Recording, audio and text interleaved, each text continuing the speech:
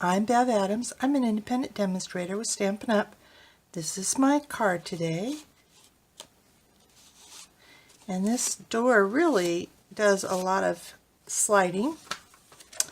It uses barn door and the coordinating sliding door framelits. My ink is Early Espresso. My cardstock is a piece of 5.5 by 8.5 crumb cake, scored at 4 1/4. I have a layer that is 5 1/4 by 4 of crumb cake, a layer that's 2.5 by 4 of crumb cake, and just some scraps of Early Espresso. And I have already cut my scraps. I use the sliding door framelits. It's kind of nice because you get 2 of these pieces for the slider, and also this little tiny handle for the barn door. I cut these flowers. You get 3 flowers, and I cut those out of Berry Burst, and I cut this square wreath from Garden Green. This piece with all 3 flowers together could be cut either with Garden Green or with Berry Burst. I cut them from Garden Green. This piece is the sliding rail here. And I will also be needing these 2 pieces. You will also need 6 washers or pennies. For mine, I don't know if you can see in there, I use pennies. It is possible, but you do have to work to keep those pennies up out of the way from peeking out under your barn door. I don't think that the size of the washers matters, but these are number 6. I have colored 3 of the little tiny pearls with the dark Daffodil Delights blends.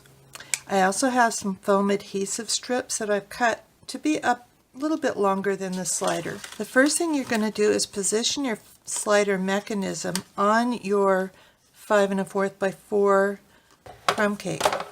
I am using my magnetic platform, my cut-up plate, my cardstock, my barn door mechanism, centered left to right, and I want it lower to the bottom than to the top. This piece doesn't matter whether it's a top or a bottom, but I do want to make sure that there's room for a foam adhesive strip underneath. Top that with a clear plate and roll it through. You'll get these strips. These are scraps. They look like popsicle sticks for me, or maybe, I don't know, weave them or something, but we're not going to use them for today.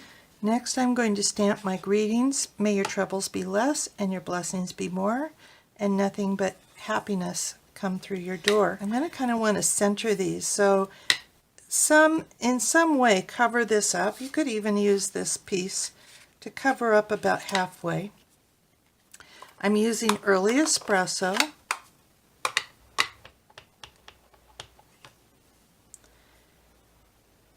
And stamping this right in the middle. And then switching this over.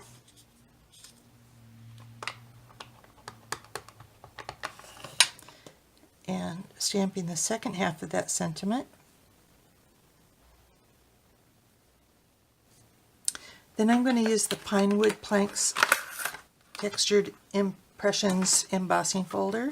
This is one of those thick dynamic folders. I'm switching over to my standard plate that comes with the Big Shot. I do not need the thin die adapter.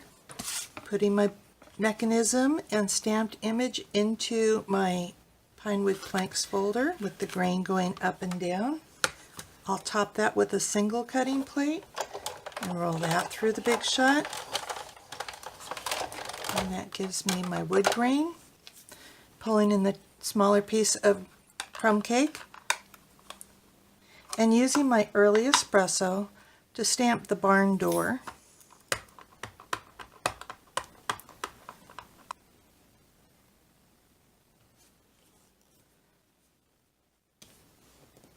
This is a large piece, so make sure you press all over. Pulling back my Big Shot again. This is a thin die, so I need my thin die adapter, my messed up cutting plate, my barn door, and my barn door framelit. Top that with another clear plate and roll that through the Big Shot. All the popping and cracking is totally normal. Don't worry about a thing. It used to scare me. Now we're going to make the actual rolling section. You're going to put a mini dimensional on 4 washers. You're going to put 1 washer down, set your mechanism on top, remove the backing, and put another washer on here. So you've got like a little washer sandwich. You're going to repeat 2 on the bottom and 2 on the top. Slide 2 of the washer sandwiches to the left side, and you're going to top these with glue dots. You could use a couple of glue dots if you want.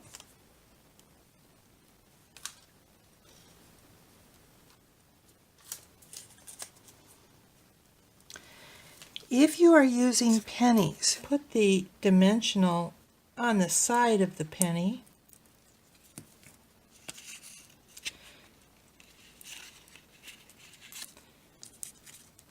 And match this penny also with the side.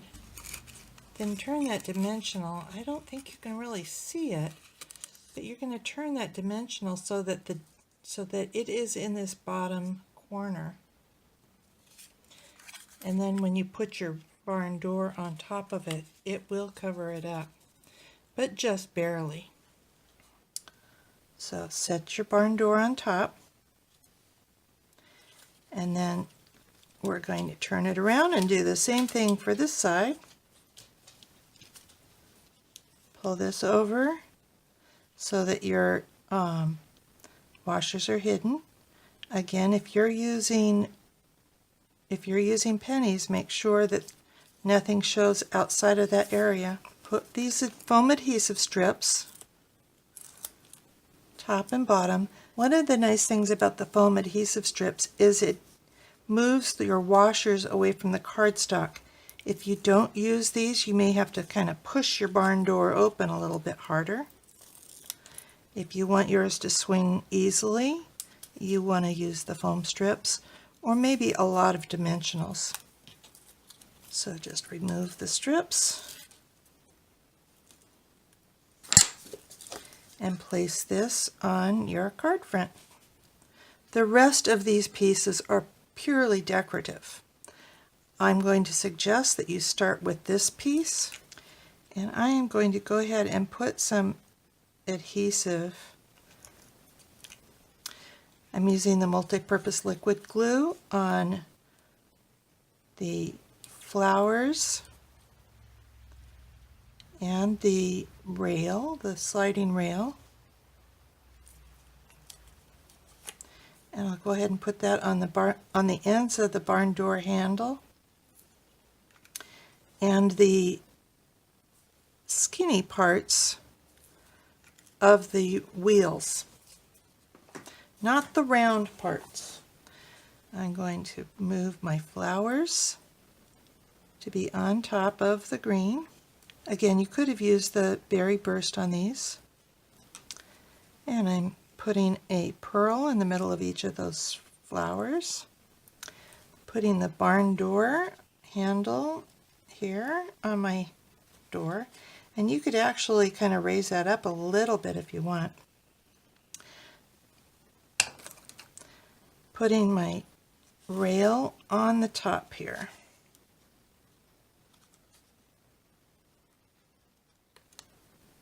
The wheels are only just for show, so you're going to stick them on either side of your door so that that wheel is centered on the rail. Then I'm going to put my flowers onto my wreath, and so I'm just going to put a glue dot on the end.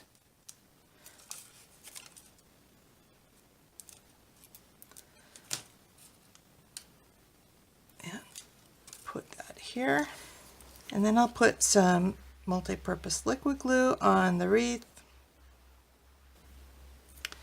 and hang the wreath on my door. And that's it. You will still have the inside of your card, so you can write as much as you want. And my door slides nicely. I think it's a lot of fun, and I think the recipient of your card will as well. If you would like the directions for this card, come on over to bevadams.com. I will have the direct link to you on the video. Also, if you're on YouTube, look down below in the description. Talk to you soon. Bye.